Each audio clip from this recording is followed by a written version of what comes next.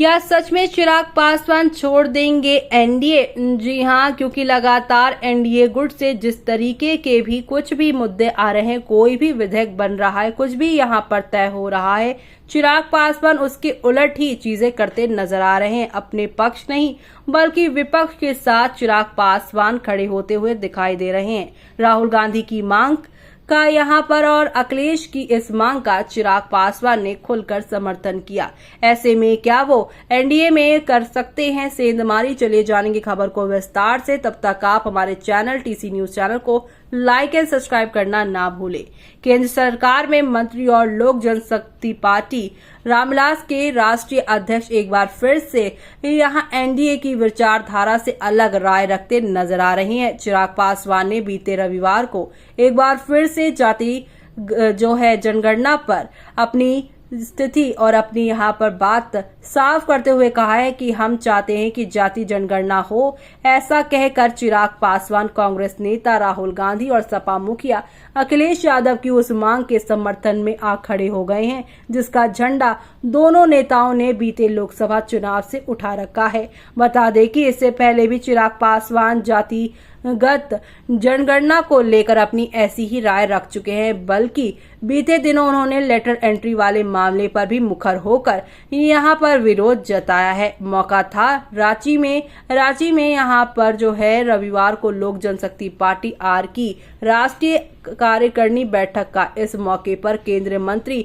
चिराग पासवान को एक बार फिर से लोक जनशक्ति पार्टी रामविलास का राष्ट्रीय अध्यक्ष चुना गया। अध्यक्ष चुने जाने के बाद चिराग पासवान ने कहा है कि आज रांची में हमारी राष्ट्रीय कार्यकारिणी की बैठक हुई। इसमें देश भर से हमारी कार्यकारिणी के सदस्य शामिल हुए। इस कार्यकारिणी बैठक का मुख्य उद्देश्य राष्ट्रीय अध्यक्ष का चुनाव करना था। मुझे फिर से लोक जनशक्ति पार्टी का राष्ट्रीय अध्यक्ष चुना गया है, जो मेरे लिए सौभाग्य की बात है। इस दौरान जाति जनगणना के मुद्दे पर अपनी राय साफ करते हुए चिराग पासवान ने ये कह डाला कि मेरी पार्टी ने हमेशा जाति जनगणना के समर्थन में अपनी स्थिति साफ रखी है।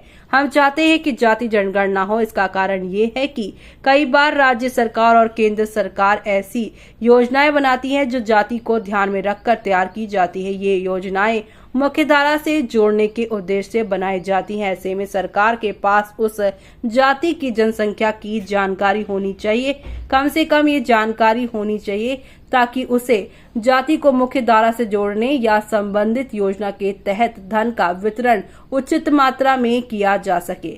इस संबंध में ये आंकड़े कम से कम सरकार के पास तो होने ही चाहिए। चिराग पासवान ने आगे भी जातिगत जनगणना को लेकर ऐसी ही राय रख चुके हैं, बल्कि न सिर्फ जातिगत जनगणना बल्कि उन्होंने कई ऐसे मामले और कई ऐसे मुद्दों पर भी अपनी ही सहयोगी पार्टी के रुख पर विरोध जताया। हाल ही में चिराग पासवान केंद्र सरकार की लेटरल एंट्री वाली भर्ती को लेकर मुख्य विरोध करते हुए नजर आए। विपक्षी दल इसे लेकर पहले से ही सरकार को घेर रहे थे।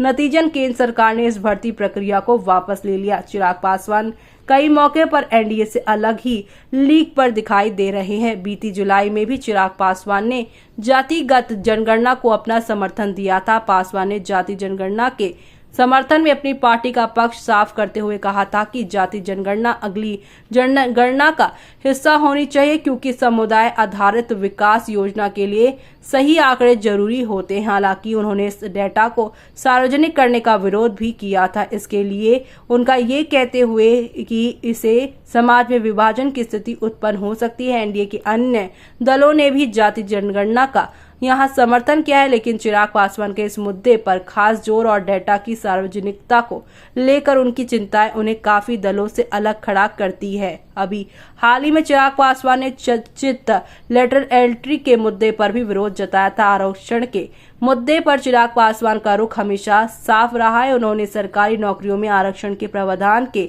समर्थन में जोरदार तरीके से बात उठाई थी। हाल ही में जब यूपीएससी में लेटरल एंट्री का मुद्दा उठा तो चिराग पासवान ने इसकी कड़ी आलोचना की और कहा है कि आरक्षण के सिद्धांतों के खिलाफ है। उन्होंने कहा है कि सरकारी पदों पर आरक्षण का प्रावधान जरूरी है और इसे नजरअंदाज नहीं किया जाना चाहिए। इस मुद्दे पर उन्होंने एनडीए के कुछ घटक दलों से अलग राय रखी और जो लेटरल एंट्री का समर्थन करते हैं। जी हां, बीते दिनों चिराग पासवान ने भारत बंद को भी समर्थन दिया था। ये बंद अनुसूचित जाति यानी SC और जनजाति यानी ST आरक्षण में क्रीमी लेयर पर सुप्रीम कोर्ट के फैसले के खिलाफ देश भर के विभिन्न संगठनों के आह्वान पर था। जी हां, बुलाया गया था। कई विपक्षी दलों को भी इस भारत बंद का समर्थन मिला।